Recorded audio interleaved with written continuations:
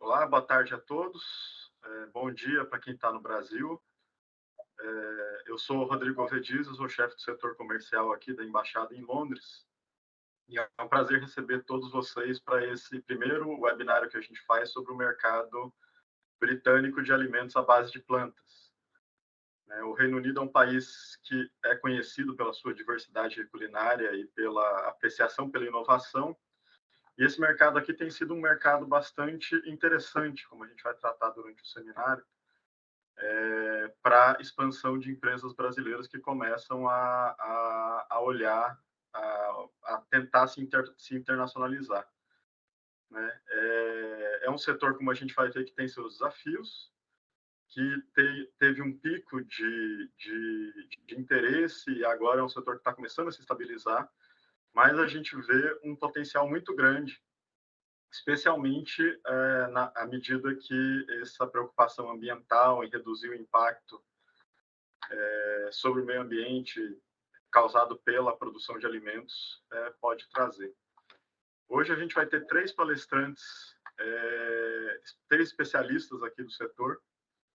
Né? O Eduardo Manetti trabalha aqui no setor comercial da Embaixada em Londres, é o nosso especialista em agricultura e é responsável pela promoção de tudo relacionado ao agronegócio brasileiro, incluindo os alimentos plant-based. O Pedro Zuin é Head de Marketing da Deep Science Ventures e ele foi o responsável pelo marketing e por trazer a Future Farm, que vocês devem conhecer aí no Brasil, para cá, para o Reino Unido. E temos também a Carla Vieira Pasqualin, que é Trade Promotion Officer na Apex Brasil, e ela vai tratar um pouco sobre o apoio que a Apex Brasil pode dar para empresas brasileiras que queiram se internacionalizar nesse setor e em outros. Né? Bom, começando com o Eduardo. O Eduardo está há 5 anos trabalhando aqui com a gente na Embaixada. Como eu mencionei, ele é responsável pela promoção comercial do agronegócio, incluindo alimentos, bebidas, produção sustentável e também os alimentos plant-based. Antes disso, ele trabalhou por mais de 25 anos em consultorias e empresas no setor de gestão de shopping centers e tem um conhecimento muito aprofundado do setor de varejo e em expansão internacional de negócios. O Eduardo vai tratar sobre o mercado britânico, falar um pouco do mercado europeu e do mercado britânico especificamente, e mostrar o estado do mercado para depois, em seguida, o Pedro falar sobre a experiência da Future Farm especificamente. Bom, Eduardo, bem-vindo, passo a palavra para você. Muito obrigado. Oi, Rodrigo, muito obrigado. Obrigado a todos também que estão prestigiando aqui o nosso webinar. Eu vou aqui fazer compartilhar aqui a minha apresentação.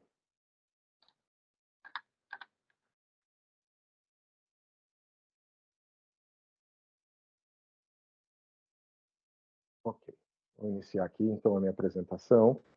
Então, exatamente como o Rodrigo falou, eu vou falar um pouquinho sobre, brevemente, tocar sobre o mercado europeu de alimentos plant-based. Né? Então, alguns dados, assim, pontos-chave, né, em termos de faturamento. Né?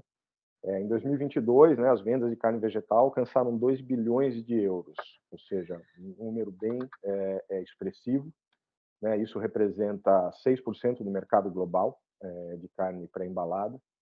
E também outras categorias, como frutos do mar, queijo de origem vegetal, elas têm registrado crescimento na casa de 2 dígitos, que também é bastante expressivo. Né?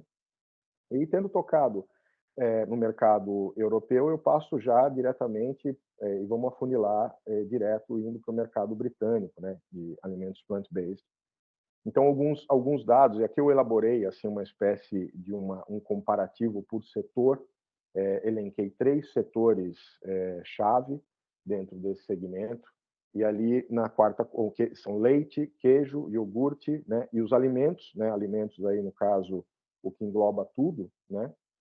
Então em 2022, para se ter uma ideia, né? O Reino Unido ele foi o quarto país europeu que mais faturou na categoria de leites plant-based. Né? Na categoria de queijos ele foi o segundo colocado, né? Na categoria de iogurtes, ele foi o terceiro colocado.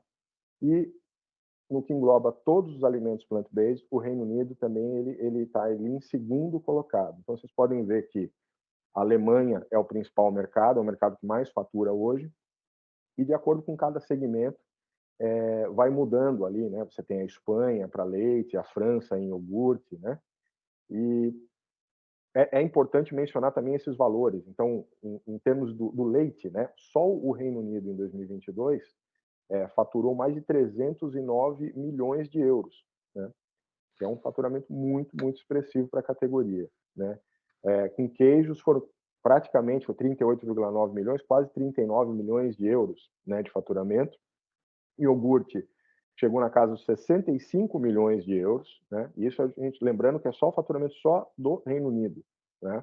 E em alimentos foi mais de 1 bilhão de euros, né, o faturamento só do Reino Unido em alimentos plant-based, né? E aí seguindo, né, por esse próximo slide, ele traz um narrow down já mais específico para a categoria também em 2022. Eu chamo a atenção só que esses valores agora estão em libras esterlinas, né?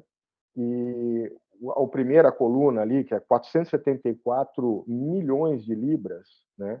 Que foi o faturamento de todo o setor de carnes vegetais do Reino Unido em 2022. Mas também chamo a atenção para que, logo ali embaixo, menos 8%, ou seja, teve uma queda comparado com o ano anterior.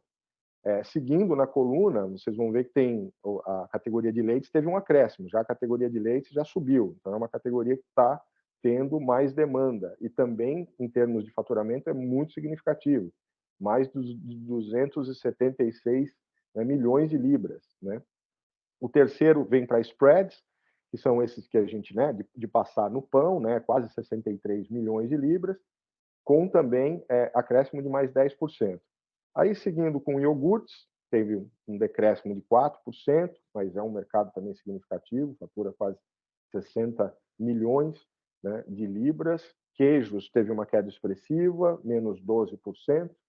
Né? Sorvetes, uma queda pequena, menos 2%. Sobremesas com 20 milhões, quase 21 milhões de libras de faturamento, mas também uma queda expressiva de 17%. E cremes, que teve um acréscimo astronômico, 30%, mas que é um mercado ainda bem menor, né? Que não chega nem a 4 milhões de libras de faturamento anual. Seguindo aqui para o próximo slide, eu vou abordar um pouquinho sobre os hábitos do consumo, né? Como até o próprio Rodrigo também mencionou no início, né? Peculiaridades de hábitos e cultura de consumo do britânico, né? Então, é extraído do relatório Straits Research, né, de março deste ano, né, e houve uma queda no consumo e existe uma tendência, né, de consumo de carne per capita aqui no Reino Unido. Mas a contrapartida disso é que 40% dos consumidores britânicos eles estão procurando alternativas plant-based, tanto para substituir carne quanto para substituir os produtos lácteos, né?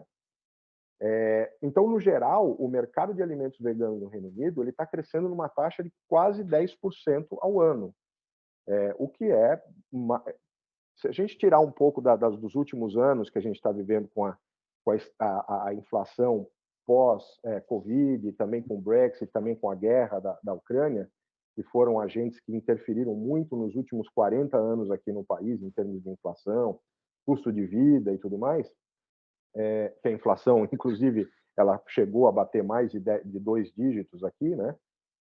Esse é um crescimento, a partir do momento que a inflação começa a voltar para a sua o seu dígito lá natural, que é por volta de 3%, 4% ao ano, um crescimento de 10% ao ano, ele passa a ser muito significativo para esse segmento ou para qualquer um que seja, né? Outro dado interessante também é que, desde da pandemia, né, desde o início, né, da pandemia, 1 em cada 4 britânicos reduziu o consumo de produtos de origem animal, né? Ou seja, existe essa tendência hoje, que já vem já de algum tempo, já muito antes até dessa própria acúmulo de situações complicadas que a gente vive hoje na sociedade britânica, né?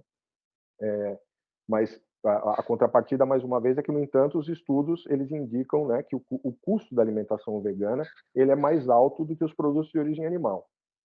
Pegando o gancho disso que eu estou dizendo, eu quero dizer que ser sensível a preço não é uma exclusividade do consumidor brasileiro, né? A gente costuma achar que, olha, aqui porque é Reino Unido, a oscilação de preço vai alterar ou não vai alterar o comportamento? Sim, vai alterar.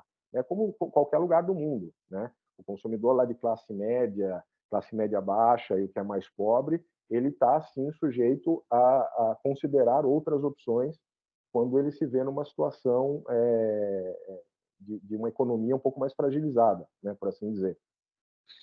A outra contrapartida dessa história também é que o consumidor britânico, ele na média, ele é sim muito mais preocupado com questões como a sustentabilidade, né, segurança alimentar, bem-estar animal, a questão do desmatamento, né? Então isso está muito mais presente hoje na discussão da sociedade britânica como um todo, né? Se comparado até com o próprio Brasil, né? E agora, seguindo para esse slide, eu fiz uma lista, eu compus uma lista das principais empresas do segmento, né, do segmento de plant-based, alimentos plant-based no mercado britânico, que não necessariamente são empresas domésticas, né? Então ali tem a primeira empresa da lista ali é a This, que é uma empresa fundada em 2019, é uma empresa britânica, mas eu já coloquei ali como a segunda é a Heura, que é uma empresa espanhola. Então a gente vai ter ali representatividade da Holanda, dos Estados Unidos, tem empresa sueca, a Garden Gourmet, por exemplo, é uma empresa que é da Nestlé. Então, a gente considera ela como uma empresa suíça, né? Tem empresa sul-africana, como a Fry Family Food, e dessas empresas tem duas que eu gostaria até de fazer até um rápido comentário, que primeiro é a Tofurky, que é uma empresa americana, mas que é uma empresa que foi fundada em 1995, né? E a Quorn, né, que é uma empresa britânica que foi fundada em 1985.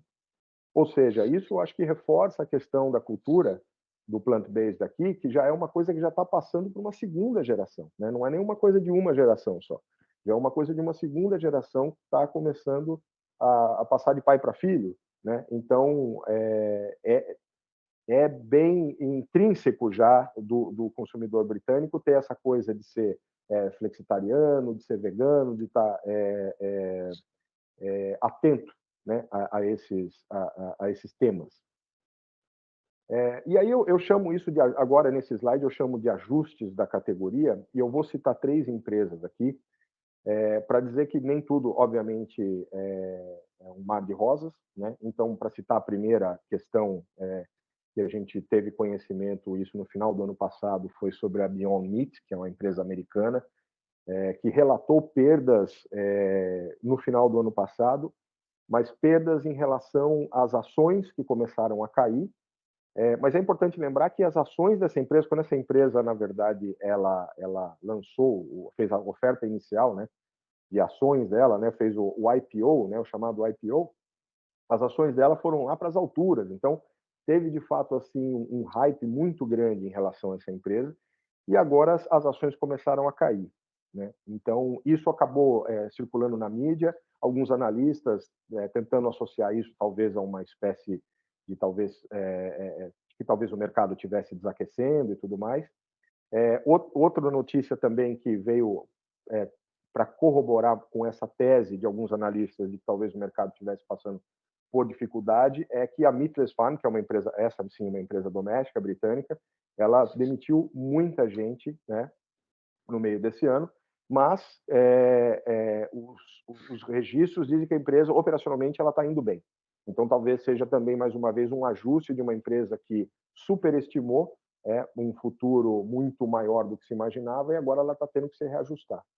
E, por último, aqui, eu uso o exemplo da Plant Bean, também é uma empresa britânica, que essa sim, ela entrou em concordato, ela entrou em administration, né, como se fala aqui no Reino Unido, e é uma empresa que essa quebrou, né, e para ser ou reformulada ou recomprada. Então, é só para deixar claro que, de todas essas empresas, de todo esse mercado, mesmo sendo uma empresa extremamente bem estruturada e grande, você pode se ver passando por algum tipo de ajuste, né?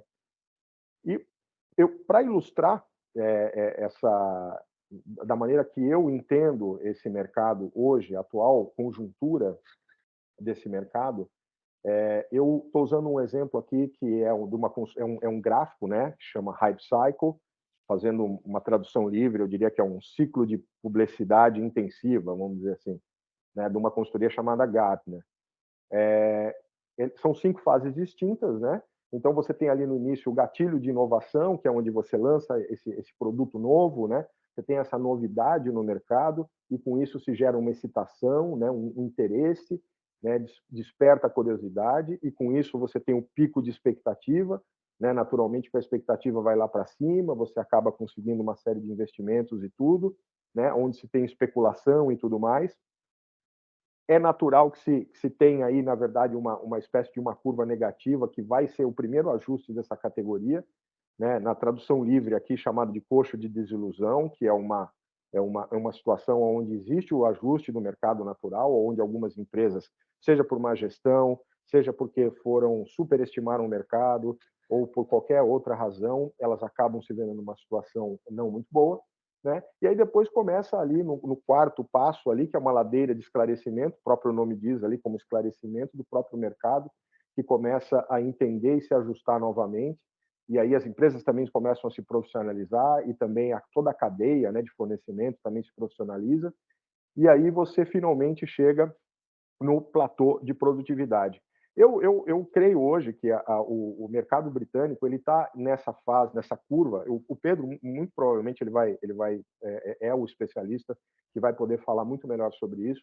Mas na minha análise hoje, até como consumidor, porque eu sou flexitariano, né, não sou vegetariano, não sou vegano, mas sou flexitariano, gosto de experimentar, como carne, mas também experimento os novos produtos que aparecem, né, principalmente desse segmento.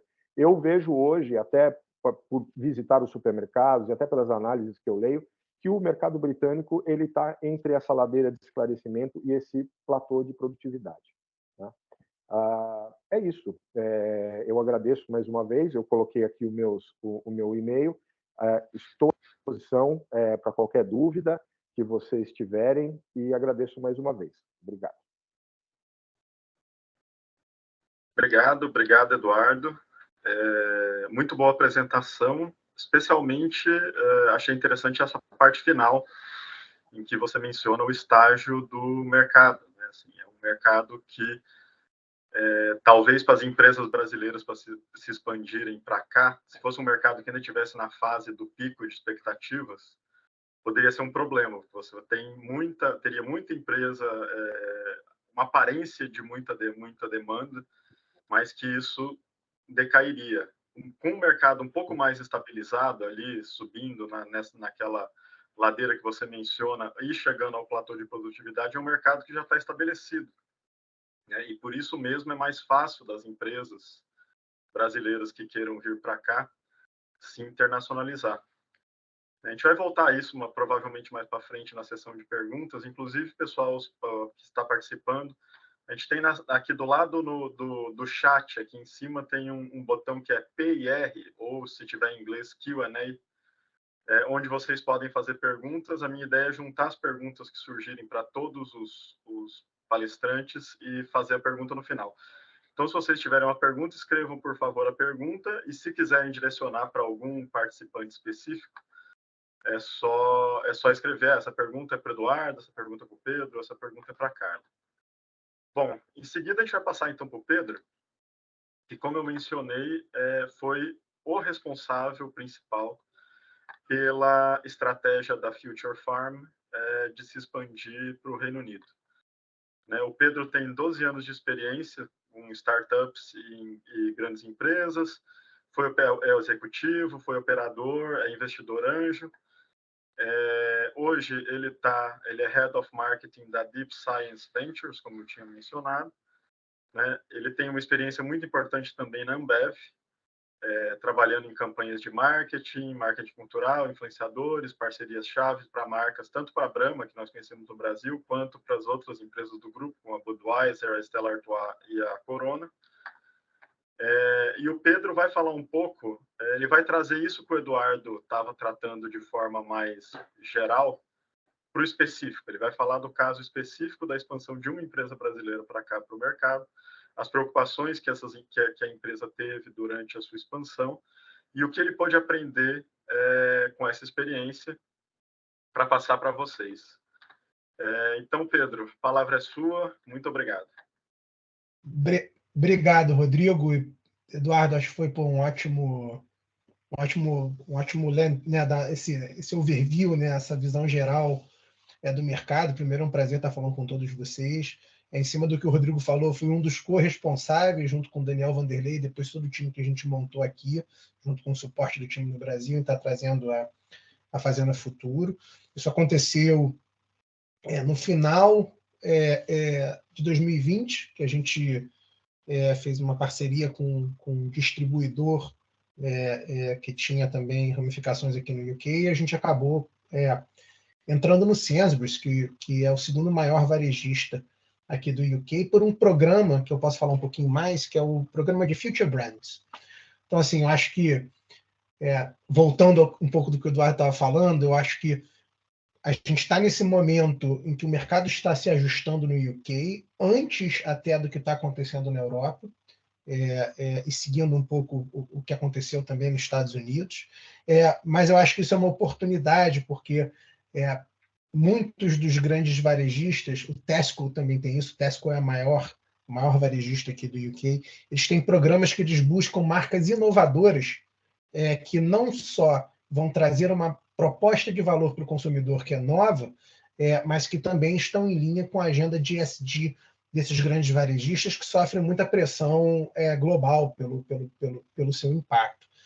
Voltando um pouquinho, né, eu acho que um pouco também do que gerou isso, e aí a gente vai falar de cultura, o que gerou ter talvez mais marcas do que o mercado poderia absorver, é que acho que tinha muito recurso, né? O mundo estava com muita liquidez, né? Muito recurso de venture capital, a palavra tech acabou indo junto com food, isso gerou um múltiplo muito grande na valorização de diversas empresas, quando que, na verdade, quando a gente está falando de alimentação, a gente está falando sobre cultura e hábitos diários.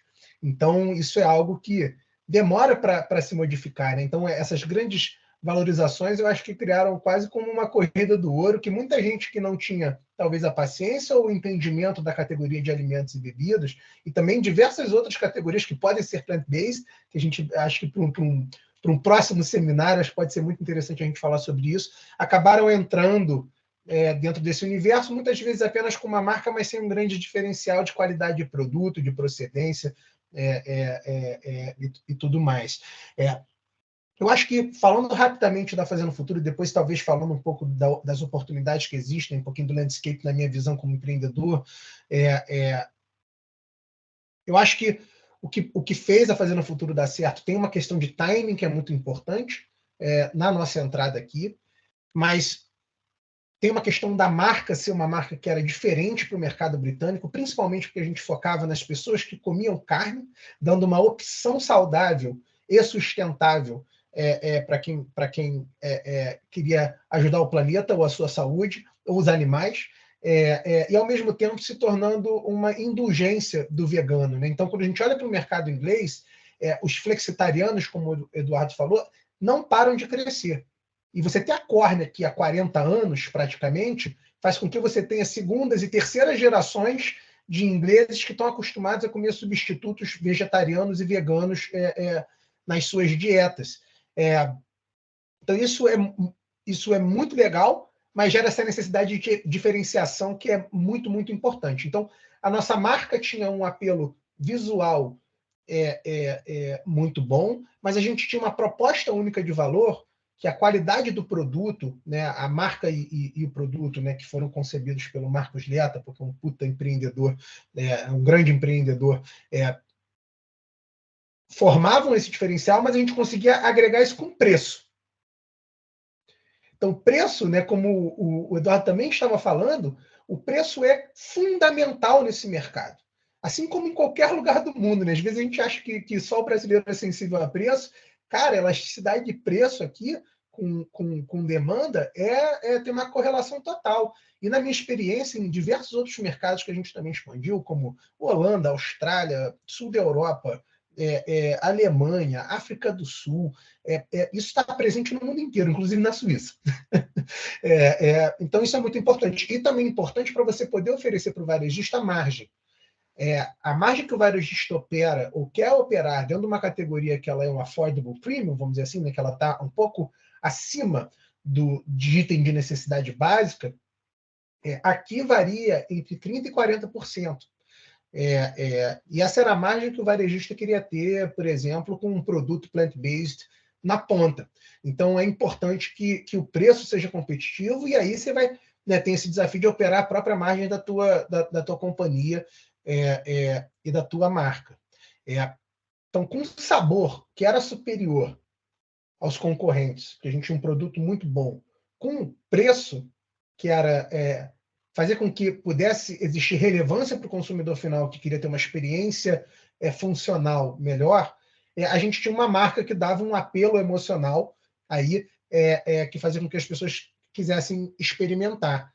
E, além disso, toda a nossa plataforma de criar impacto positivo, que é algo que a categoria já faz, mas que a gente reforçava, principalmente por ter um controle muito grande da origem dos nossos ingredientes e todas as certificações relevantes para mercados maduros, como ser parte da Round Table Association for Sustainable Soy, né, que a gente garante que a soja é sustentável, que a gente tinha, né, que a Fazenda Futuro tem todas as certificações de qualidade Fabril, que existia uma compensação das emissões de carbono, porque essa é a primeira pergunta que um comprador vai fazer. Fala, cara, muito legal, esse produto é sustentável, a marca é super bacana, o preço está bom, mas você está trazendo isso como? Por que eu não estou trazendo isso aqui da minha fazenda, que está aqui ou do outro lado do Canal da Mancha, ou sendo produzido localmente? Então, isso que precisa, né, precisa estar muito atento a isso. Então é preciso combinar, novamente, um produto que tem uma qualidade funcional, gustativa, né, na boca, assim, tem sabor, né, e sabor é o principal diferenciador da categoria.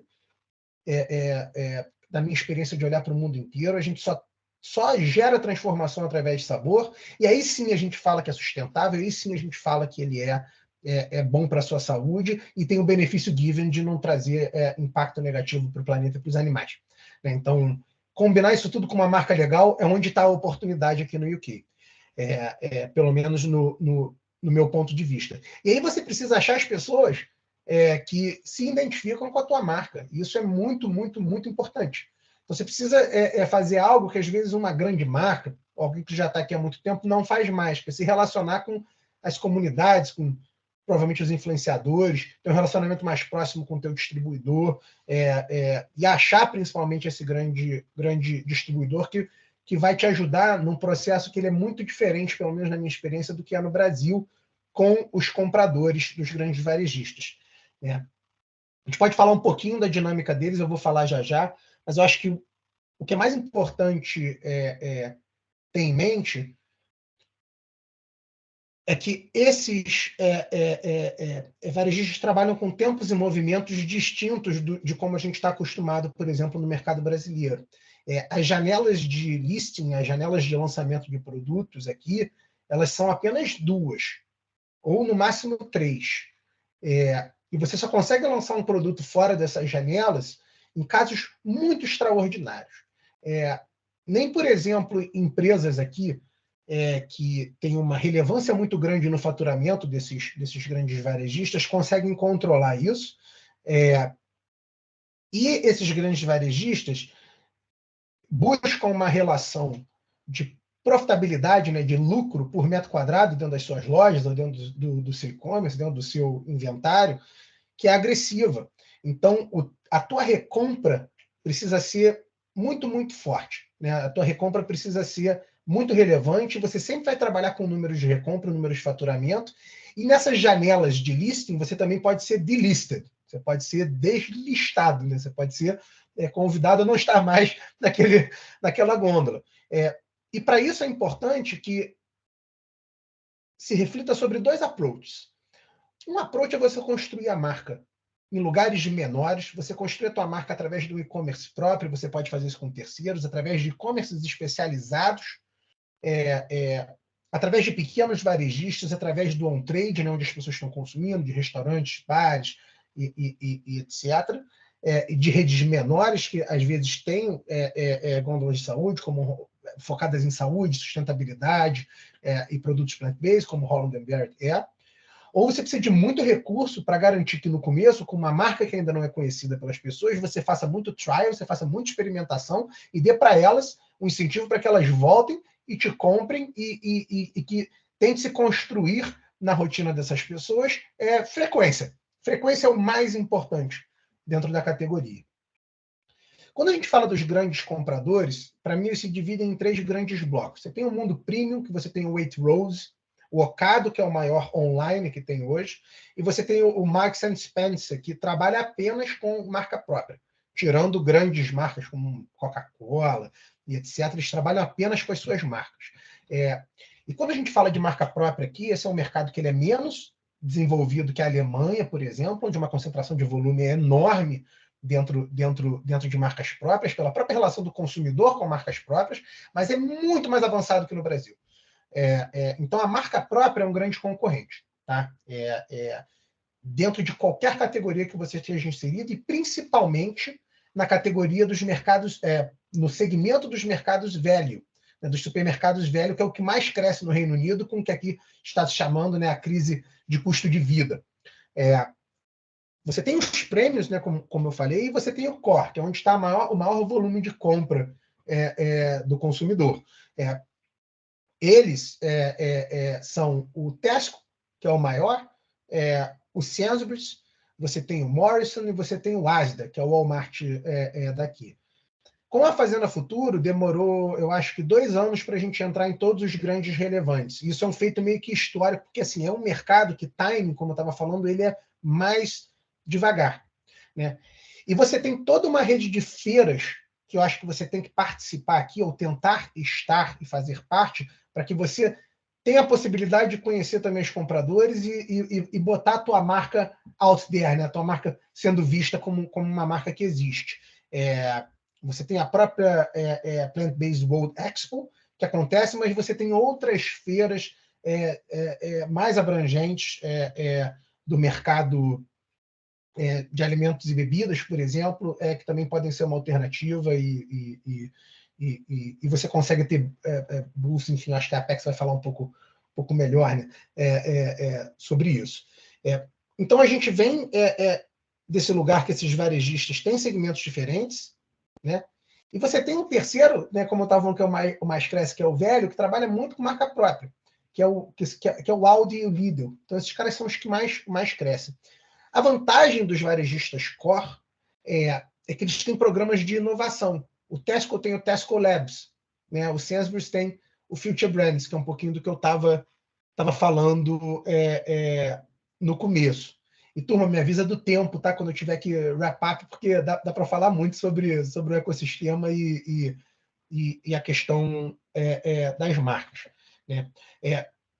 Então, assim, você tem um segmento que ele é ultra competitivo, os próprios mercados estão brigando, você tem que ter marca, você tem que ter margem, você tem que escolher se você quer investir tempo e ter um crescimento mais demorado, que ele é mais sólido, ou se você vai ter muito recurso para poder gerar demanda e acelerar essa demanda. Algo que a gente viu que foi fundamental foi ter um time local relevante. Então, a gente tinha time de venda aqui, a gente tinha time de... Né, a Fazenda Futuro tinha time de marketing, de vendas, bons distribuidores, agências parceiras, fazer uma comunicação local e construir a comunidade de forma local, fazendo trial em eventos, em mercados, na rua, e sempre engajando as pessoas para comprar novamente. Então, assim, é um mercado que ele tem muita oportunidade, mas essa oportunidade vem com necessidades, porque o consumidor dessa categoria, perfeito, Rodrigo, o consumidor dessa categoria, ele está disposto a experimentar coisa nova. Isso é a maior oportunidade que existe para novas marcas. E as pessoas também gostam, eu vejo consumidores que formam opinião aqui na região, eles gostam de ter ou de consumir marcas que ainda são menos conhecidas. E eles acabam empurrando essas marcas dentro do seu espectro, vamos dizer assim, né, de convencimento de outras pessoas, essas marcas a serem aceleradas. Mas marca e produto precisa ser inovador. Você ter um cuidado muito especial com embalagem, com aquilo poder ser reciclado ou ser feito de materiais reciclados. Você precisa ter uma margem saudável para o varejista. Você precisa ter uma parceria com o distribuidor que já tem os cadastros com esses varejistas e até com outros distribuidores, como a Suma, que é especialista em lojas pequenas e médias para produtos sustentáveis, como a Bid Food, que é um grande distribuidor de food service, que pode mudar o patamar do teu negócio. Como a gente estava falando, você precisa de algum tipo de investimento para poder criar marca, criar experimentação, mesmo com o tempo. É um mercado que é muito difícil você lançar sem ter investimento, nem que seja alguém que vai estar aqui full time fazendo a promoção da tua marca. E com isso você precisa criar confiança com os teus potenciais compradores, através de certificações, mostrando que você tem uma pegada de carbono neutra, tem uma pegada de carbono negativa, e ter um foco específico num tipo de segmento que você quer atuar, para ter menos complexidade no management do teu negócio, e com isso poder aos poucos construir uma posição dentro dos diferentes setores.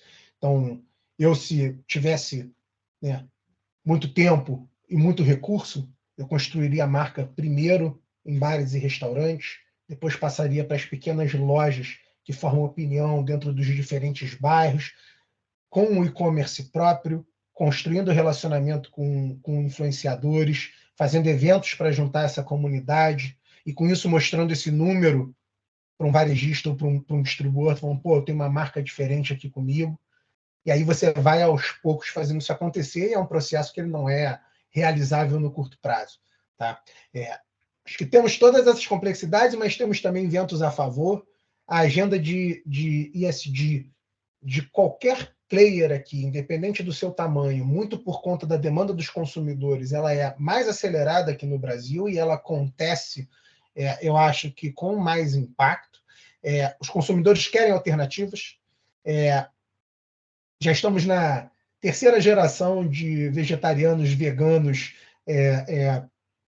e comer plant-based já começa a se tornar algo cultural. Londres, por exemplo, metade da população se identifica como flexitarian, estamos falando aí de 5 milhões de pessoas. Na Inglaterra, esse número, obviamente, proporcionalmente é menor, só que é um número muito, muito grande. Você tem mais renda, preço é sensitivo, mas com eficiências de produção, você consegue estar trazendo o produto para cá com uma margem saudável, e com paciência e tempo, eu acho que dá para construir marca relevante. Eu acho que existem ainda oportunidades nesse mercado. Né? Ele deu uma retraída muito por conta do cost of living crisis, mas você tem todos os outros segmentos, além de leites e carne, né? Como sobremesas, snacks, nutrição eficiente. Né? Cara, isso tudo eu acho que tem muita oportunidade. Tem todo mundo de RTD, de ready to drink, de clean energy, de energia para o dia a dia, que não passa pela cafeína, que é um segmento que está se consolidando aqui. E você tem aceleradoras de produtos plant-based, de produtos de alimentos e bebidas, e você tem distribuidores que precisam de novas marcas. Eu acho que isso é uma oportunidade. Tá bom? Então, dividam mais perguntas e respostas. Eu também sou de fácil acesso no LinkedIn, posso depois deixar meu e-mail aqui. Volto no Q&A se precisar. E passando a palavra novamente para o Rodrigo e agradecer a oportunidade de estar dividindo um pouco do aprendizado aqui com vocês. Obrigado, Pedro. Nossa, é muita informação que a gente recebeu aqui. Certamente teremos perguntas sobre isso, né? Sobre essa questão das janelas de lançamento de produtos, do impacto das marcas próprias aqui no Reino Unido, que realmente é um negócio bem diferente do Brasil, assim, né? A gente pensa às vezes no Brasil a questão da marca própria, a gente vê em algumas grandes redes, mas aqui você tem mercados que só vendem marca própria, como o Pedro falou, e esses supermercados que têm marca própria precisam adquirir de algum fornecedor. Então, isso também é uma linha possível de negócios, não digo necessariamente para o mercado de plant-based, mas para outros, da venda para colocar a marca do varejista local aqui, ser vendido como varejista local. O Pedro mencionou a questão das marcas, né, sobre a importância de consolidar a marca, de fazer a marca ser conhecida nesse mercado. Não como uma pré-condição, mas talvez como uma oportunidade para que possa ser melhor sucedida a expansão para cá para o Reino Unido. E a Apex ela tem um papel importante nisso, especialmente porque a Apex ela no Brasil é a nossa principal agência para, por exemplo, ajudar a participação de empresas brasileiras em feiras, trazer feiras aqui no mercado britânico de plant-based. Eu sei que alguns dos presentes aqui, olhando o pessoal que tá participando, é gente que já esteve aqui em feiras aqui no Reino Unido, inclusive recentemente, né? Então já entende um pouco sobre o impacto que essas feiras podem ter. Mas a Carla vai poder falar um pouco mais sobre isso, né? Tanto sobre o impacto das feiras, como o papel da Apex para trazer empresas brasileiras para participar. Bom, a Carla trabalha há 2 anos na Apex Brasil, no escritório europeu, que tem sede em Bruxelas, no departamento de promoção de negócios. E o trabalho da Carla é atender empresas brasileiras, justamente como vocês, que querem iniciar ou expandir seus negócios internacionais ou se instalar na Europa. Né? A Carla já atuou e continua atuando em diversos setores, moda, eletroeletrônico, madeireiro, químico, e tem mais de 20 anos de experiência tanto no setor público quanto no setor privado. Carla, eu passo a palavra então para você, para sua apresentação, e muito obrigado por participar. Então, agradecendo de novo aqui pelo convite. Como o Rodrigo falou, eu trabalho na Apex, que é a Agência Brasileira de Promoção e Exportação de Investimentos. A gente já tem mais de 25 anos aí de atuação, né, da agência, onde a gente vem investindo em pessoas, produtos, sistemas, sempre para melhor atender a empresa brasileira. E isso independente da maturidade exportadora dela. Então, pode ser iniciante, como aquelas que já são internacionalizadas, né? E um ponto principal aqui agora que eu acho que é importante ressaltar aqui são os nossos clientes. Quem são? São as empresas brasileiras, os compradores internacionais e os investidores estrangeiros. Vocês vão entender um pouquinho disso mais para frente, quando eu estiver explicando para vocês. A nossa sede está em Brasília, onde a gente tem mais ou menos 350 funcionários, e além da sede, a gente tem mais 14 escritórios, dentre eles 9 são internacionais, que você pode ver pelo mapa. Então, a gente tem a América do Norte, do Sul, Ásia, Oriente Médio, Israel e na Rússia, e aqui na Europa, né, que não por coincidência a gente está localizado em Bruxelas, né, na sede da União Europeia, e também por questões estratégicas de acesso a principais mercados, como você tem França, Alemanha, o Reino Unido, Holanda, né? E além disso, a gente tem também 2 desks, um da África do Sul e um que atende a Índia. O nosso escritório da Europa, ele atua aqui para aqueles 3 clientes que eu falei, desculpa, gente, aqueles 3 clientes que eu comentei, ele atua para o mercado do Reino Unido, para os países da União Europeia, Noruega e Suécia. E dentro do nosso escritório, a gente divide, né, a gente tem 3 pilares, 3 setores. Então, a gente tem acesso ao mercado, a atração de investimentos e promoção de negócio. Aqui eu vou falar um pouquinho só, bem rapidamente, dos serviços que o nosso escritório aqui oferece. A área de acesso a mercados, a gente tem uma pessoa que está dedicada a fazer o monitoramento das políticas comerciais europeias, né? Aquelas que podem afetar diretamente as empresas brasileiras e o mercado brasileiro. Então, a gente está aqui dentro da EU Bubble, né, que a gente chama, a gente tem uma pessoa direta, super conectada todos os dias, vamos dizer assim. E além disso, essa pessoa também ela dá um suporte e ela também desenvolve algumas ações de imagem e posicionamento do agronegócio e de indústrias brasileiras aqui diante de stakeholders europeus. Na parte de atração de investimentos, a gente também tem um setor dedicado, onde, desculpa, gente, onde ele... Bom, o papel do setor de investimento é ele captar investimento estrangeiro para setores estratégicos no Brasil. Então, você tem o setor energético, agronegócio, logística, tem venture capital também, private equity, dentre outros. E na parte de promoção de negócios, promoção comercial, né, que é no qual eu trabalho juntamente com 2 colegas, a gente tem aqui, eu vou dividir aqui principalmente por produtos entregues, que eu acho que fica mais fácil de visualizar o nosso trabalho. A gente tem um trabalho de inteligência, né, de mercado que a gente chama, onde o nosso principal produto é o mapeamento de potenciais parceiros. O que seria isso, né? A gente faz uma listagem pré-qualificada de ideias a 50 prospects, por exemplo, sempre baseado no produto da empresa, né, no setor dela de atuação, e para o mercado que ela está, enfim, desejando exportar ou internacionalizar, o que for. O que são esses parceiros? Pode ser distribuidor, pode ser lojista, importador, pode ser supermercado, enfim, tudo vai variar dependendo do produto. Né? Esse serviço ele é gratuito, então esse é um serviço que a gente faz. Eu acredito que grande parte do nosso atendimento, esse é o serviço que a gente mais entrega. A gente trabalha também no que a gente chama de qualificação, que é onde a gente tem dois pontos, para exportação e internacionalização. Eu acho que o ponto mais forte desse aqui é o fornecimento mesmo de informações e principalmente contatos estratégicos, né? Então, a gente faz a ponte entre a empresa brasileira e os contatos. Então, no caso de exportação, a gente fornece informação de inteligência de mercado, bem parecida com o que o Eduardo apresentou aqui para a gente hoje no início.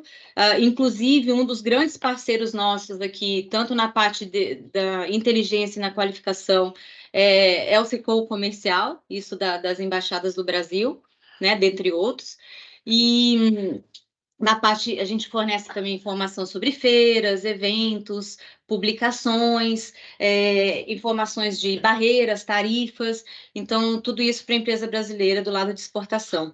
Na internacionalização, um ponto que eu acho que diferencia muito é a questão principalmente a apresentação às nossas congêneres, né, no qual, por exemplo, a empresa, ela quer vir para a Europa, mas ela não sabe ainda para que região que ela vai. Então, através desses contatos, ela consegue identificar qual que ela vai ter maior subsídio, qual que ela vai ter um benefício, enfim, qual que vai estar mais perto do porto ou não. Então, esses são os tipos de informação que a gente dá, que a gente chama de qualificação. E, além disso, tem o que é vou dizer, o promoção de negócio raiz, assim, em si, onde a gente tem um produto que eu acho que também é um dos líderes aqui. Ele chama MOD, que é Matchmaking on Demand. Depois, no final desse webinar, a gente vai estar disponibilizando para você a apresentação e você vai ver que eu deixei o link do produto para vocês verem nos detalhes. Esse MOD, ele na verdade, são agendas virtuais, one-on-one, né? E elas são agendas preparadas especificadamente para a sua empresa. Então, a gente tem a empresa brasileira e a gente tem uma empresa de consultoria por trás desse projeto, onde a empresa ela vai estar fornecendo informações sobre o seu produto, sobre a sua estratégia de negócio, sobre, enfim, seu objetivo em países, né, específicos. E a consultoria ela vai fazer uma análise, primeiro, de viabilidade, né, se para aquele seu produto, aquele mercado que você, enfim, deseja fazer negócio faz sentido ou não, e a partir daí ela vai começando a buscar esses compradores, vamos dizer assim, importadores ou parceiros, e apresenta o seu produto para eles. E eles falam, uma vez que eles estão ok, têm o interesse, ele apresenta essa empresa, né, um perfil dessa empresa para a empresa brasileira, que vai dar o ok ou não, vamos dizer, vai dar um match. Uma vez que a empresa brasileira fala, ok, estou interessada nesse comprador, por exemplo, aí a consultoria ela faz a apresentação das duas partes e ela organiza essa reunião virtual e, enfim, esse é a partir daí, né, assim, vamos supor, o final disso é essa reunião, que pode, geralmente ela é bem produtiva e efetiva, né, em questões em termos de negócio, porque como os dois lados já avaliaram, né, ambos os perfis, acaba que talvez não seja na hora, mas a chance de sucesso acaba aumentando, né? Esse serviço, acho que vale só importante informar que ele tem um investimento. Esse é um serviço pago, é o único pago aqui, do que eu mencionei antes, que ele tem um investimento de R$ 249 por reuniões, por exemplo. É bem simbólico, vamos dizer assim, mediante o potencial de negócios, né? E na parte de expansão internacional, para aquelas empresas que desejam, enfim, ter um escritório aqui, que a gente sabe que muitas vezes conta, né? Não tanto para o mercado, não somente, né, para o mercado internacional como para o nacional. Então, a gente oferece de duas maneiras, que é um escritório físico ou o virtual. E além desses serviços, né, a nossa área de promoção comercial, como que esses são serviços que a gente entrega para as empresas brasileiras. E a gente também trabalha, a gente também dá suporte, ou participa, organiza as feiras, como o Rodrigo mencionou, missões comerciais e projetos compradores, que é quando a gente leva um grupo de compradores, por exemplo, de um setor específico para o Brasil. Há pouco a gente fechou acabou de finalizar um que era de cafés especiais, onde a gente levou 25 compradores internacionais. Sobre as feiras, eu acho assim, desde que o Rodrigo comentou que eu estou 2 anos aqui, mas eu trabalhei 5 anos, tive a oportunidade de trabalhar 5 anos na sede, e no mercado privado eu também trabalhei em alguns setores onde muitas vezes a feira era o meu primeiro passo para exportação, para o mercado internacional, seja por prospecção ou para já estar, enfim, dando o primeiro pontapé mesmo. E como que a Apex ela trabalha com as feiras, né? A gente tem as feiras que a Apex organiza diretamente, tem as feiras que ela organiza através dos parceiros, né? Que é onde a gente tem bastante capilaridade. E a gente tem um novo produto que chama Apex Brasil Mais Feiras. Aqui eu deixei 3 feiras de 2024, a International Green Week, a Biofar, que são feiras que são de produtos orgânicos, enfim, tem a seção, tem a ver com plant-based, né, na verdade, e que a gente vai estar trabalhando no próximo ano. Tem a Cial, que ela é muito, acho que ela já é conhecida de todos aqui, ela sempre intercala com a Anuga, né, são as 2 grandes feiras de alimentos e bebidas, esse ano foi a Anuga, na Alemanha, e o ano que vem vai ser na França, e eu deixei o link aí também, porque as inscrições estão abertas, caso vocês tenham interesse. E o que é o Apex Brasil Mais Feiras? Na verdade, apesar da gente ter todo o apoio dessas entidades, para você ter uma ideia, eu estou falando de 300 eventos por ano, a gente ainda não consegue atender todas as empresas e todas as demandas que a gente recebe. Então, a partir daí, a Apex criou Mais Feiras, que nada mais é uma parceria da agência com grandes organizadores de feiras. Então, por exemplo, com a Colmesse, que eu acho que é uma das principais, da alemã. E, a partir daí, a gente compra um espaço com essa organizadora, independente da feira, e tem tem disponível o leque das feiras organizadas por ela. E a empresa brasileira pode ir lá e solicitar, né, solicitar sua participação nessa feira. Em termos de custo, para ter uma ideia, a gente cobra no máximo 10% do valor que a gente pagou para estar presente naquela feira. Então, assim, é bem simbólico, para apoiar mesmo a empresa brasileira. E em 2024 a gente tem essas 3 feiras aqui na Europa, a Food Ingredient, esse ano foi agora em novembro na Espanha. A Vita Foods, que ela é de produtos nutracêuticos, mas ela tem um setor também específico para plant-based. E a plant-based, que é a que o Pedro mencionou, né? E que a gente participou pela primeira vez esse ano.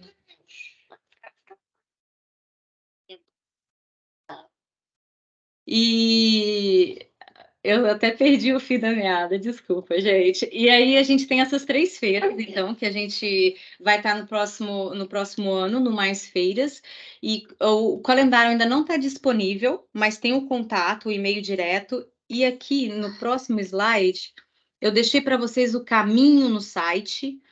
Então é só você entrar no nosso site, no ícone lá em cima, eventos, e você vai na lupinha colocar mais feiras. Aqui você vai ver todo o leque de feiras que estão disponíveis para você participar. E essa participação é muito simples comparada com com as outras grandes feiras que a gente organiza, sabe? Então, eu aconselho depois daqui dar uma olhadinha, e quando o calendário também estiver disponível, eu vou passar para vocês.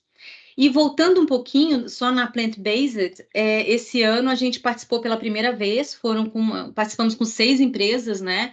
A Plant-Based ela é a principal feira do segmento no Reino Unido, né? Que é o segundo maior mercado, como mencionado aí pelo Pedro e pelo Manete. E o Manete, né, teve a oportunidade de estar visitando. Eu, infelizmente, estava num outro projeto no Brasil, mas o Manete teve a oportunidade de estar visitando o nosso stand, a feira, e talvez possa até contribuir mais agora, até porque o meu assistente está falando muito aqui hoje. Eu acho que o Eduardo, se você não se importar de explicar um pouquinho dessa feira aqui, mas um ponto que eu acho que é super importante na questão da feira Plant-Based é que ela é uma feira que ela é voltada para pequenas e médias empresas, né? As grandes já estão estabelecidas assim no mercado. Então, talvez essa feira seja uma grande oportunidade, né, para poder entrar no mercado. Tem outras, como o próprio Pedro mencionou, mas talvez essa seja uma grande oportunidade. E a ideia, né, a expectativa, até pelo feedback da participação desse ano, é que o próximo ano o espaço ainda possa até dobrar, né? Que a gente não vá com 6, vá com 12 empresas. Eu vou deixar aqui, vou deixar o Manete complementar com essa parte do plant-based. Eu vou só deixar no mute aqui, agradecer a todo mundo, a compreensão do meu assistente, que está um pouco agitado aqui hoje. Obrigada, gente. Obrigado, Carla. Obrigado. Obrigado, Carla. Não se preocupa, a gente sabe, a gente sabe como é com criança, né, nesse mundo de webinários. Eu tenho um filho pequeno também, eu sei como é. Eu acho que a gente pode talvez começar com as perguntas. E talvez a primeira possa ser até essa que a própria Carla fez a você, Manete. Você podia falar um pouco para a gente sobre como foi a feira Plant-Based que você teve aqui no Reino Unido? E quais recomendações você faz para as empresas brasileiras que eventualmente terem interesse? Você acha que é interessante participar? Em que condição? Esse tipo de coisa. Sim, sem dúvida. Eu tive lá na feira, é uma feira interessante, como a Carla mesmo ela mencionou, e eu pude comprovar que é uma feira que as principais marcas, ou talvez até aquelas marcas todas que eu listei na minha apresentação, elas não estavam lá. Então, ela é uma feira interessante do ponto de vista de que ela é super bem frequentada, muitos expositores, muitos estandes interessantes, até alguns estandes de países mesmo, representando países, né, como Itália, Alemanha, enfim, né, alguns países acabam vindo e atuando, até a própria Apex, representando o Brasil também com 6 empresas. e, de fato, empresas, pequenas empresas, médias empresas. Eu acho, sim, importante, até através dessa oportunidade que a Apex provém, de tentar ver se consegue ser, né, eleito, né, escolhido para ser um dos expositores. Eu acho válido, muito válido, sim. É a principal feira do setor aqui de um mercado que, como a gente, por toda a apresentação, a gente pôde comprovar que é um mercado que tem muito potencial. Mas no ponto que você tocou, Rodrigo, a respeito de os principais, né, o que a empresa tem que, em termos de de estar preparada, né, eu acho que vale a pena, assim, fazer, né, um estudo do mercado. Como eu falei, reforço, pode entrar em contato aqui com a gente recebe sempre consultas de uma série de setores, mas, assim, o e-mail está aí para quem quiser escrever para a gente, para tirar algum tipo de dúvida. A gente pode fornecer uma série de informações do próprio plataformas do governo britânico ou alguns sites de pesquisa de mercado, calendários de feiras, esse tipo de coisa, né? Então, sempre... a informação é muito importante. Então, é tentar se informar nesse sentido. Eu acho que tentar entrar em contato também com a própria Apex também para tentar navegar no site, escrever, ou seja, se informar, mas sim, vale sim muito a pena participar e se preparar para participar. Obrigado, Eduardo. A gente está meio um pouco passado do tempo, eu vou tentar aqui juntar várias perguntas em uma, aqui para o Pedro. Na verdade, podia ser para o Eduardo também, mas acho que o Pedro talvez tenha uma experiência mais interessante no setor privado e uma visão diferente que talvez interesse às nossas empresas que estão participando. Pedro, eu queria que você comentasse um pouco sobre essa questão que você tocou em vários momentos, sobre o papel da sustentabilidade nesse mercado, assim, das empresas serem sustentáveis. Eu até junto para trazer uma experiência até que eu tive aqui, que foi algo que me surpreendeu, que a gente está acostumado a ouvir no Brasil: sustentabilidade, meio ambiente, a importância do combate às mudanças climáticas, etc. Mas algo que me surpreendeu aqui foi a importância que se dá a esse tema, inclusive em relação ao preço, no sentido de que acaba sendo uma questão pré-competitiva. A gente tem exemplos de supermercados aqui no Reino Unido, como o Pedro bem sabe, e talvez alguns de vocês participam também conhecem, que deixaram de vender determinados produtos em razão da percepção de que eles não seriam sustentáveis, né?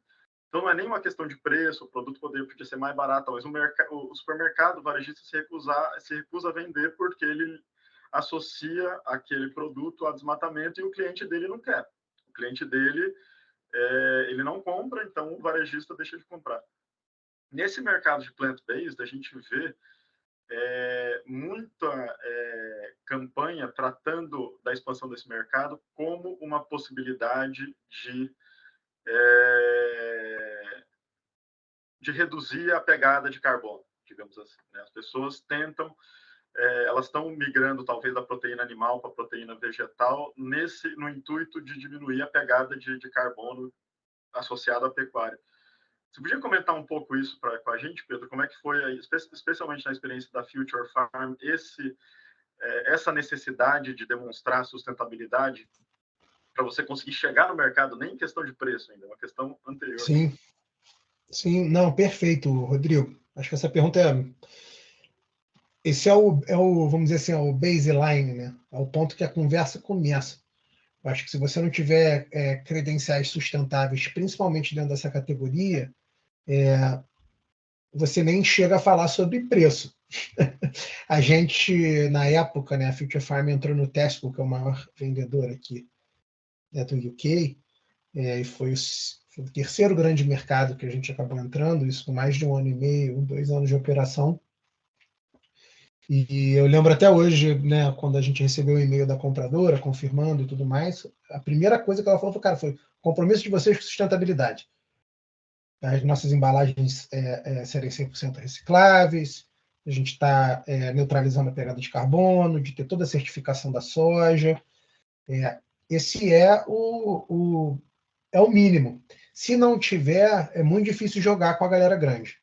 E em até mercados que você tem tudo isso, ainda existe, às vezes, uma dificuldade de, pela origem ser do Brasil, e às vezes, se o produto levar soja, mesmo você provando tudo, o comprador do outro lado tem um pouco, vamos dizer assim, de bloqueios para tá listando o teu produto, porque tem uma pressão muito grande da sociedade e de órgãos da sociedade civil, né, enfim, e de órgãos voltados à sustentabilidade e impacto, nessas grandes empresas, eles fazem campanhas específicas. Eu lembro, visitando gôndola, né, o consumidor olha, ele pega a embalagem, ele vai ver o verso, ele não vai ver só a lista de ingredientes, mas ele vai olhar qual é a formulação para saber se existe algum ingrediente que pode ter vindo de algum lugar que pode estar associado com desmatamento, por exemplo. Não é a maioria, isso a gente está falando de 8% a 12% dos consumidores no Reino Unido, na última vez que eu tive acesso a olhar esse dado de forma primária, mas a sustentabilidade do produto em si, dos ingredientes, do método produtivo, do transporte, da embalagem, ela é o que permite a conversa existir. Então, se isso não existe, o produto não vai, né, Rodrigo, assim, não vai nem, a turma não vai nem querer falar de preço. Então, acho que isso enfim, a minha resposta para essa pergunta é fundamental. E não existe alternativa senão estar super atualizado e com um produto super contemporâneo para todas as diferentes práticas sustentáveis que o mercado está olhando. Não, obrigado, Pedro. Bom, acho que a gente acabou estourando um pouquinho aqui o tempo. Eu queria aproveitar para dizer a todos que a gente vai ter o seminário, a gente vai colocar na página da Embaixada do Brasil, e as apresentações também que foram feitas aqui para quem quiser. A gente está à disposição aqui na Embaixada, né? O Eduardo Manetti, que vocês conheceram aqui fazendo a apresentação, ele é o nosso responsável pelo setor. A gente percebe que é uma oportunidade bem interessante aqui para as empresas brasileiras que estão começando a internacionalizar. O mercado britânico, ele é ao mesmo tempo um mercado, entre aspas, mais simples de ser acessado em relação ao mercado da União Europeia, mas ele não é um mercado tão concorrido, talvez, quanto um mercado americano. Então, ele pode ser um meio termo para empresas que estejam desse setor, que estejam começando a pensar em internacionalização.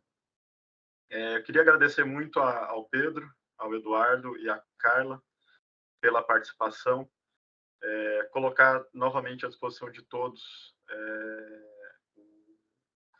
a Embaixada, a Apex Brasil também tem aqueles serviços que a Carla mencionou. Quem está interessado, realmente, eu aconselharia participar da Feira Plant-Based do ano que vem, e para isso entrar em contato com a Carla na Apex para organizar essa participação. E, bom, muito obrigado a todos, e qualquer dúvida, estamos aqui. Até mais, pessoal. Obrigado, um abraço. Obrigada. Tchau, obrigado. Obrigado. Até breve. Tchau.